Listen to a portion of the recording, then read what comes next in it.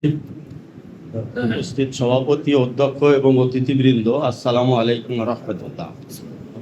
আজকে বদর দিবস উপলক্ষে আপনাদের সামনে আসলে আলোচনা করার জন্য উপযুক্ত ব্যক্তি আমি নই।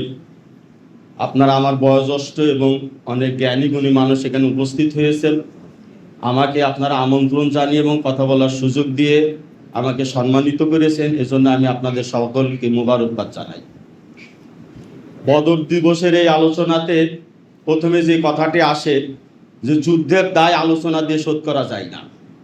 যুদ্ধ আমাদের কাঁধের উপরে চেপে রয়েছে, আমরা সেটা বুঝি বা না বুঝি, আলোচনার মধ্য দিয়ে সে দায় শোধ হবে না।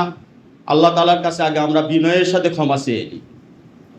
যুদ্ধ সাহাবায়ে কেরাম এবং রাসূল সাল্লাল্লাহু আলাইহি সাল্লামের জীবনে এবং ধর্মে অপরিহার্য অংশ ছিল, কিন্তু আজকে আমরা এতই মেধাবী হয়ে গেছি, এত বুদ্ধিমান হয়ে গেছি যে যুদ্ধকে মাইনাস করতে আমরা সক্ষম হয়েছি।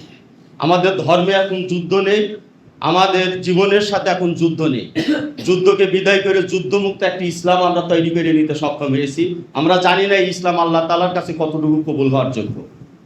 যুদ্ধ কিভাবে অপরিহার্য হয়ে ওঠে। আল্লাহ রাসূল সাল্লাল্লাহু আলাইহি সাল্লাম যখন পৃথিবীতে এসেছেন, তার মিশন শুরু করেছেন, তখন যদি তিনি আপোসকামী থাকতেন, তখন যদি ছেড়ে দিতে চাইতেন, কিছু জায়গায় কনসিডার করতেন, তাহলে যুদ্ধ তার জীবনে অপরিহার্য হয়ে উঠতো না। আপনারা জানেন, তিনি যখন মক্কাতে তার কাজ শুরু করেছিলেন, তখন মক্কার কুরাইশরা অনেক অফার নিয়ে রাসূল সাল্লাল্লাহু আলাইহি সাল্লামের কাছে এসেছিল। তারা তাকে মক্কার ক্ষমতাও দিতে চেয়েছিল, কিন্তু শর্ত ছিল যে ওই দাওয়াত, ওই দিন, এটাকে বর্জন করে আসতে হবে। আমি যদি স্পষ্ট ভাষায় বলি, আজকে ক্ষমতায় যেতে হলে যদি শরিয়া প্রতিষ্ঠার দাবির থেকে সরে এসে ক্ষমতায় যেতে হয়, এটা ওই সময় ওই রকমই ছিল। তিনি সেই দাবিটাকে মেনে নিলে তিনি মক্কার সর্দার হয়ে পড়তেন, মক্কার সর্দার হতেন, মক্কাকে শাসন করতেন তিনি, কিন্তু আল্লাহর ধর্ম থেকে সরে যেতে হতো তাকে। তিনি এই দাবিটা মেনে নেন নাই, তাদের কাছে কোনো আপোস সফায় চান নেই। তারা চেয়েছিল যে আল্লাহ রাসূল সাল্লাল্লাহু আলাইহি সাল্লাম এই দিনকে যেন কোথাও কাটছাট করে তাদের সাথে একটু অ্যাডজাস্টমেন্টের মতো পরিবেশ তৈরি করেন। কিন্তু যে বিধান, যে দিন আল্লাহ পাঠিয়েছেন, কোনো মানুষ সেখানে কাটছাট করার অধিকার রাখে না। তিনি সেই অধিকারটা তিনি সেটা করতে পারেন নাই। তিনি মক্কার লোকদের কাছে আদরণীয় ছিলেন, তিনি আলামিন ছিলেন। সেই আলামিন তখন তাদের কাছে প্রত্যাখ্যাত হচ্ছে, সেই আলামিন তখন তাদের কাছে আদরের পরিবর্তে নির্যাতিত হচ্ছে। তার মাথার উপরে উটের ভুঁড়ি চাপিয়ে দেওয়া হচ্ছে, তার পায়ের নিচে কাটা বিছিয়ে দেওয়া হচ্ছে, তার গলায় গামছা দিয়ে তাকে পেঁচিয়ে হত্যার চেষ্টা করা হচ্ছে। একটি অপরাধ, সেটা হচ্ছে তিনি আল্লাহর বিধান, আল্লাহর দিন ছাড়া আর কোনো কিছু গ্রহণ করবেন না, এই ঘোষণাটি।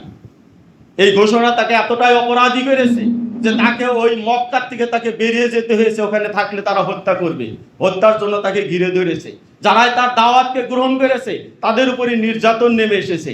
অবশেষে তিনি মক্কা ছেড়েছেন, আল্লাহর দিন ছাড়েন নাই। আমরা আমাদের বসবাস ভূমি, আমরা আমাদের বাড়িঘর ছাড়তে রাজি হই না, বাড়িঘর ধরে রাখি, দিনকে ছেড়ে দিই। আমাদের ব্যবসা বাণিজ্য ধরে রাখি, দিনকে ছেড়ে দিই।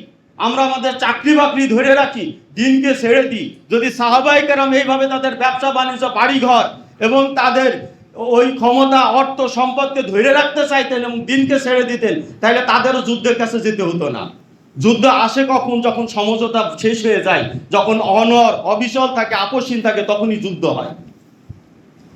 তো এই অবস্থাতে রাসূল সাল্লাল্লাহু আলাইহি সাল্লাম এবং সাহাবাগণ শেষ পর্যন্ত মক্কা থেকে মদিনাতে হিজরত করতে বাধ্য হলেন। মদিনাতে হিজরত করাটা ছিল তাদের একটি বিজয়, একটি নিয়ন্ত্রণ থেকে মুক্ত হয়ে স্বাধীন হওয়া। এজন্যই আমাদের এই সাল গণনার ক্ষেত্রে উমর রাদিয়াল্লাহু আনহু হিজরি সালটাকেই গ্রহণ করেছে। আর আজকে যে 17ই রমজান আমরা বদর দিবস পালন করছি, বাংলাদেশের প্রেক্ষাপটে এটা 16ই ডিসেম্বর। বাংলাদেশি হিসাবে 16ই ডিসেম্বর যা, মুসলিম হিসাবে 17ই রমজান তাই, অন্য কিছু নয়। এই 17ই রমজান ছিল সেই বিজয়ের দিন, প্রথম বিজয়, প্রথম যুদ্ধের মধ্য দিয়ে মুসলমানগণ বিজয় অর্জন করলেন। এই বদর দিবসের সাথে, এই বদরের ঘটনার সাথে আমাদের ভূ রাজনীতি জড়িত, এর সাথে পানির অধিকার জড়িত, এর সাথে আপোষহীনতা সম্পৃক্ত, এর সাথে আমাদের নিরাপত্তা সম্পৃক্ত। রাজনৈতিক শক্তি হিসাবে গড়ে ওঠার একটি আকাঙ্ক্ষা, দৃঢ় মনোবল, এটি ছিল এর সাথে সংযুক্ত।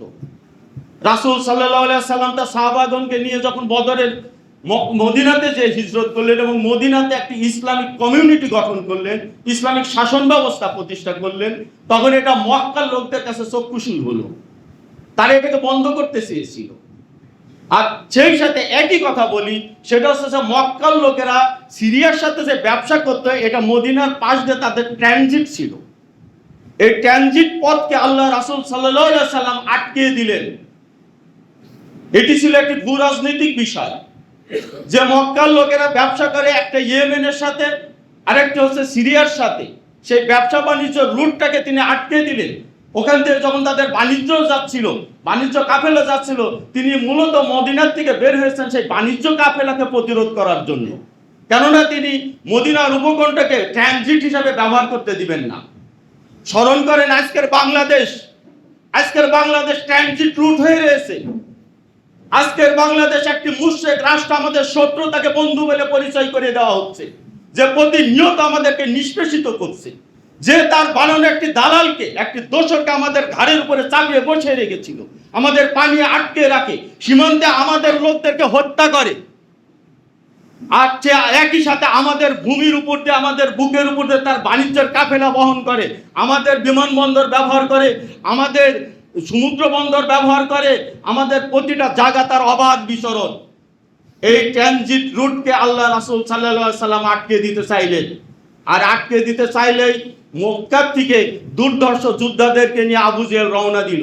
বাণিজ্য কাফেলার নেতৃত্ব দিছে আবু সুফিয়ান, আর যোদ্ধাদেরকে নিয়ে রওনা দিছে আবু জেহেল। আর এই যোদ্ধারা এসে বদরের প্রান্তরে যখন তারা আসছে, যে তারা যুদ্ধের জন্য এসেছে, প্রয়োজনে মদিনায় অ্যাটাক করবে, রাসূল সাল্লাল্লাহু আলাইহি সাল্লাম তার সঙ্গীদেরকে নিয়ে বদরের প্রান্তরে গেলেন। বদরের প্রান্তরে যাওয়ার পরে সেখানকার বদরের যে কূপটা ছিল, এই কূপের দখল নিয়ে রেখেছে এই মুশরিকরা। এই কূপের দখল ছাড়ানোর জন্যই প্রথম যুদ্ধটি শুরু হয়েছিল। আজকে আমাদের পানির উৎসগুলোকে আটকে দেওয়া হয়েছে।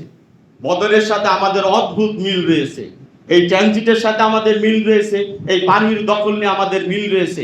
আমাদের নদীগুলোকে আটকে দিয়ে, পানিগুলোকে আটকে দিয়ে তাদের কৃষকরা অনেক কম খরচে পণ্য উৎপাদন করতে পারে। আর আমাদের পানিটা আটকে দেওয়ার কারণে আমরা যখন বিদ্যুৎ দিয়ে, আমরা যখন টাকা খরচ করে সেচ নিই, তখন আমাদের পণ্যের উৎপাদন খরচ যায় বেড়ে। আর এই বাড়তি উৎপাদন খরচ নিয়ে বাজারের প্রতিযোগিতায় আমরা হেরে যাই।